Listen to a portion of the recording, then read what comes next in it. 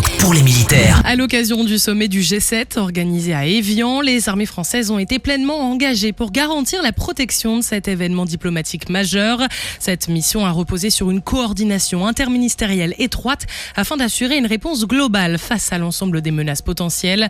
L'armée de l'air et de l'espace a mis en œuvre une bulle de protection qui permet de surveiller l'espace aérien, détecter toute activité suspecte et permettre une intervention rapide grâce à des moyens aériens et capacités de lutte anti-drone.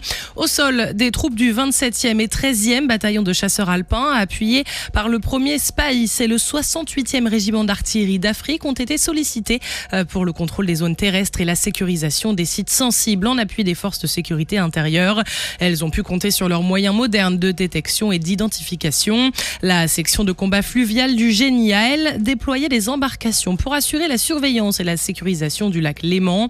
Et de son côté, la gendarmerie nationale a déployé un dispositif exceptionnel avec plus de 6000 gendarmes mobilisés.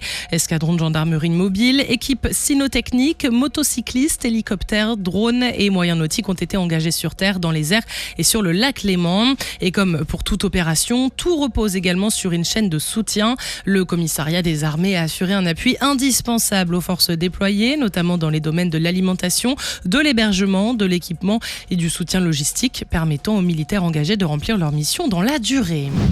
Le bâtiment ravitailleur de force Jacques Stoffkopf est rentré dernièrement à Toulon après 155 jours de mer, 38 000 nautiques parcourus et 40 ravitaillements à la mer effectués. Parti en janvier, les performances militaires et logistiques du bâtiment ont été testées des eaux glaciaires du Grand Nord jusqu'aux Caraïbes. Admis au service actif le 7 mai, le bâtiment a été déclaré pleinement opérationnel en cours de déploiement. Il a ainsi pu être intégré au groupe aéronaval mené par le Charles de Gaulle, déployé dans l'océan Indien. Il a ainsi contribué à son autonomie durable sur zone en assurant le ravitaillement en combustible naval et aéronautique, en vivres et en pièces de rechange. Le BRF Jacques Stoffkopf démontre la capacité de cette nouvelle génération de ravitailleurs à soutenir des opérations dans la durée et partout où la Marine nationale est engagée pour protéger les intérêts de la France.